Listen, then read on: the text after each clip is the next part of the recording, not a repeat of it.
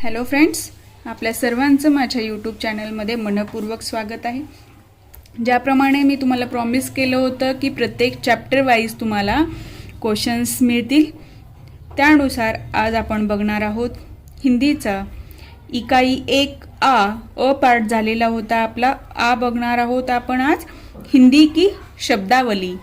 तर यावर आधारित जेवढे प्रश्न मी काढलेले आहेत ते खूप महत्त्वाचे आहेत।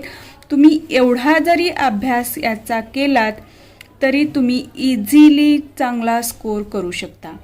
आणि जर तुम्ही चॅनलवर नवीन असाल, अद्यापपर्यंत तुम्ही चॅनलला सबस्क्राईब केलं नसेल तर तुम्ही चॅनलला सबस्क्राईब करून घ्या, म्हणजे तुम्हाला व्हिडिओची लिंक मिळेल आणि तुम्हाला लवकरात लवकर तो व्हिडिओ पाहता येईल आणि तुम्हाला त्याचा तुमच्या परीक्षेमध्ये जास्तीत जास्त फायदा होईल। आणि टेलिग्राम चॅनलची लिंक तुम्हाला डिस्क्रिप्शन बॉक्समध्ये दिलेली आहे, ज्यावर तुम्हाला हे प्रश्न आणि नोट्स मिळतील। चला प्रश्नाला सुरुवात करूया। क्वेश्चन फर्स्ट, हिंदी शब्दावली में कौन से शब्दों की संख्या सर्वाधिक है? हिंदी शब्दावली में तद्भव शब्दों की संख्या सर्वाधिक है। ये क्वेश्चन बहुत इंपॉर्टेंट है। मूल शब्दों का विकृत रूप ही डैश डैश कहलाता है। मूल शब्दों का विकृत रूप ही तद्भव कहलाता है। मूल जो शब्द है उनका जो विकृत रूप होता है उसे क्या कहते हैं? तद्भव कहते हैं। नेक्स्ट क्वेश्चन, सर्वसामान्य लोगों की बोलियों में किन शब्दों की संख्या हमेशा अधिक रहती है? सर्वसामान्य लोगों की बोलियों में तद्भव शब्दों की संख्या अधिक रहती है। देखिए, ये जो 3 क्वेश्चंस है, इन तीनों क्वेश्चंस का आंसर है तद्भव। ध्यान कीजिएगा, हिंदी शब्दावली में सबसे ज़्यादा संख्या तद्भव की है और सर्वसामान्य लोग भी जो बात बोलते हिंदी शब्द या भाषा बोलते हैं उसमें भी तद्भव शब्द ही अधिक रहते हैं। और जो तद्भव क्या है? मूल शब्दों का विकृत रूप है। अभी संस्कृत जो शब्द है उसके तद्भव शब्द मैंने आगे दिया है। इस पर किस प्रकार का क्वेश्चन आता है? तो एक शब्द दिया जाता है, उस कहा जाता है कि इसका तद्भव रूप कौन सा है, या फिर अपोजिट हो जाएगा। ये जो कान्हा या कन्हैया, ये तद्भव रूप दिया जाएगा और उसके लिए संस्कृत का कौन सा शब्द आता है ये पूछा जा सकता है। तो ये दोनों प्रकार से ये क्वेश्चन बन सकते हैं। तो यहाँ पर मैं आपको रीड करके दिखाती हूँ कि ये संस्कृत का कौन सा तद्भव शब्द बना है। संस्कृत का शब्द है कृष्ण, उसका तद्भव है कान्हा या कन्हैया। अग्नि के लिए आग, पूछ के लिए पूंछ, कार्य के लिए काज, अर्ध के लिए आधा, गृह के लिए घर और कर्म के लिए काम। जो ये संस्कृत शब्द है उसके लिए ये तद्भव शब्द है, ये आपको याद करके ही रखना है। इस पे अल्टरनेट एक ईयर में या 1-2 जो शब्द देके इसके लिए तद्भव शब्द कौन सा आएगा या फिर इस तद्भव शब्द के लिए संस्कृत शब्द कौन सा आएगा, ये क्वेश्चन आने के चांसेस बहुत है। नेक्स्ट क्वेश्चन, तत्सम का अर्थ है। तत्सम का अर्थ क्या है? उसके समान। ये क्वेश्चन बहुत इंपॉर्टेंट है।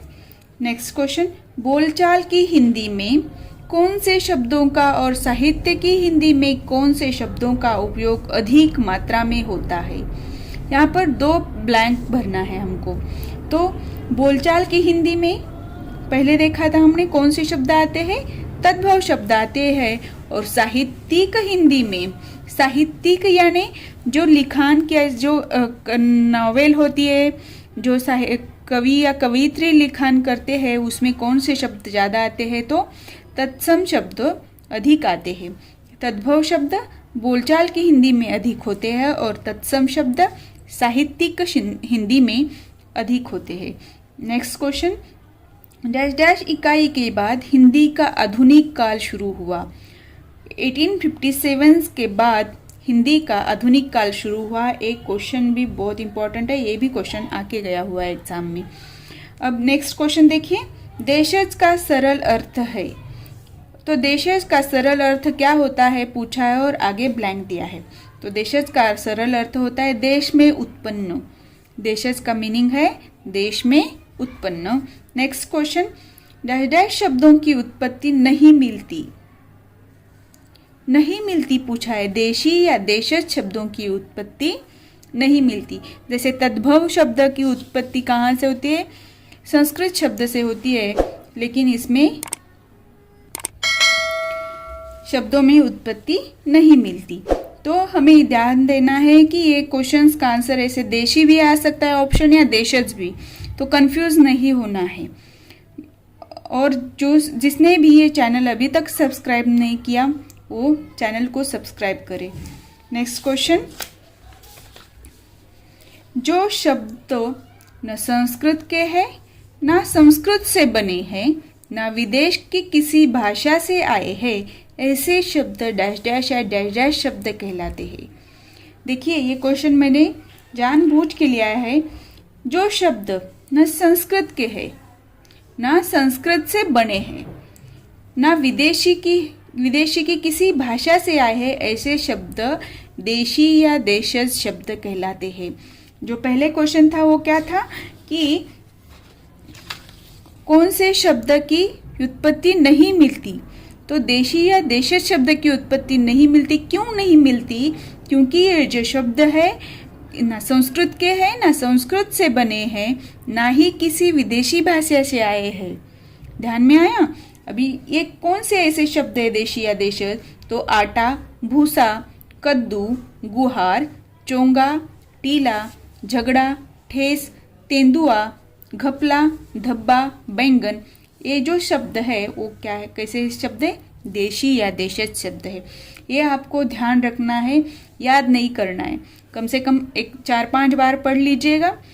अगर ध्यान रहे तो ठीक, नहीं रहे तो भी ठीक। अगर आप ध्यान करते बैठेंगे तो आपका ये कन्फ्यूजन बढ़ते जाएगा। नेक्स्ट क्वेश्चन, कदली, कपास, गज, तांबुल, बाजरा आदि शब्द कौन सी भाषा से अपनाए गए हैं? तो कदली, कपास, गज, तांबुल, बाजरा ये आदिवासी जनजातियों की भाषा से स्वीकृत किए गए हैं या अपनाए गए हैं। ये क्वेश्चन बहुत इंपॉर्टेंट है। नेक्स्ट क्वेश्चन, भिन्न भिन्न भाषाओं के शब्दों को जोड़कर बनाए गए शब्दों को क्या कहलाते हैं? जो भिन्न भिन्न भाषाएं हैं ये शब्दों को जोड़कर जो बनाए गए शब्द है उसे कहते हैं संकर। संकर यानी हाइब्रिड।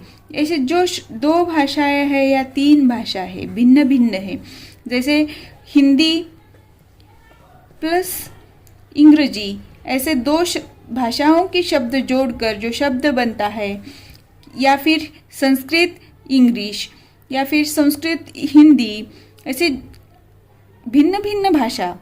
यानी भाषा कैसी होगी? भिन्न भाषा होगी। 2 शब्द अलग अलग भाषाओं के हैं और वो जोड़कर जो शब्द बन जाते हैं उसे क्या कहते हैं? संकर कहलाते हैं। नेक्स्ट क्वेश्चन, श्रीखंड, चालू, बिंदास, खोली आदि शब्द कौन सी भाषा से हिंदी में आए हैं? तो श्रीखंड, चालू, बिंदास, खोली ये शब्द मराठी भाषा से हिंदी भाषा में आए हैं। जो इम्पोर्टेंट है वही शब्द मैंने लिया है, वही शब्द आप ध्यान कीजिए। उतना किया तो भी आप सफिशिएंट हो जाएगा आपके लिए। हिंदी भाषा में उपन्यास, संदेश, रसगुल्ला ये शब्द कौन सी भाषा से आए हैं? बांग्ला भाषा से उपन्यास, संदेश, रसगुल्ला ये शब्द हिंदी में आए हैं। नेक्स्ट क्वेश्चन, कौन सी भाषा के शब्दों की संख्या हिंदी में अधिक है? तो फारसी शब्दों की संख्या हिंदी में अधिक है। ये क्वेश्चन मोस्ट इम्पॉर्टेंट है, इसे स्टार मार्क करके रखिए या नोट डाउन करके रख लीजिए। नेक्स्ट क्वेश्चन देखिए, हिंदी की शब्दावली में कितने मुख्य विभाग है? हिंदी की जो शब्दावली है उसके 3 मुख्य विभाग है। तो ये 3 मुख्य विभाग कौन से हैं? भारतीय आर्य भाषाएं, भारतीय द्रविड़ भाषाएं और विदेशी भाषाएं। ऐसे हिंदी शब्दावली के जो 3 पार्ट किए हैं वो भाषा विशेषज्ञ जो होते हैं उन्होंने इन 3 पार्ट में इनका विभाजन किया है। नेक्स्ट क्वेश्चन, तद्भव शब्द किस भाषा से उत्पन्न होते हैं? तो तद्भव शब्द मुख्यतः संस्कृत भाषा से ही उत्पन्न होते हैं। अभी हमने पहले स्टार्टिंग में देखा कि संस्कृत का शब्द है कृष्ण और तद्भव शब्द क्या बनता है, कान्हा या कन्हैया, गृह का घर। तो ऐसे तद्भव शब्द जो है वो कौन सी भाषा से उत्पन्न होते हैं, तो संस्कृत भाषा से उत्पन्न होते हैं। ये भी क्वेश्चन बहुत इंपॉर्टेंट है। नेक्स्ट क्वेश्चन, लास्ट क्वेश्चन है, कौन सी भाषा अधिक श्रेष्ठ होती है। अभी भाषा श्रेष्ठ या कनिष्ठ ये जो हम कंसेप्ट करते हैं उसके लिए हमें किताब में दिया है कि भाषा के लिए कौन से गुण चाहिए, उसके उस गुणों के आधार पर वो भाषा कैसे होती है, श्रेष्ठ बन जाती है। तो कौन सी भाषा श्रेष्ठ बनती है, देखिए, जिस भाषा का शब्द भंडार जितना विशाल और विविध होगा, यानी इसका शब्द भंडार कैसा चाहिए, विशाल चाहिए और विविध होना चाहिए, वो भाषा कैसे होती है, श्रेष्ठ होती है। इस प्रकार हमने सेकेंड चैप्टर कवर किया है। अब हम नेक्स्ट वीडियो में देखेंगे इसका नेक्स्ट चैप्टर। अगर आप चैनल पर नए हैं तो चैनल को सब्सक्राइब कीजिए, और अगर मेरा ये वीडियो आपको पसंद है तो वीडियो को लाइक कीजिए, और अगर आपने अभी तक टेलीग्राम चैनल ज्वाइन नहीं किया तो प्लीज़ टेलीग्राम चैनल ज्वाइन कीजिए। उस चैनल पे आपको ये नोट्स मिल जाएंगे जिसकी लिंक आपको डिस्क्रिप्शन बॉक्स में मिलेगी।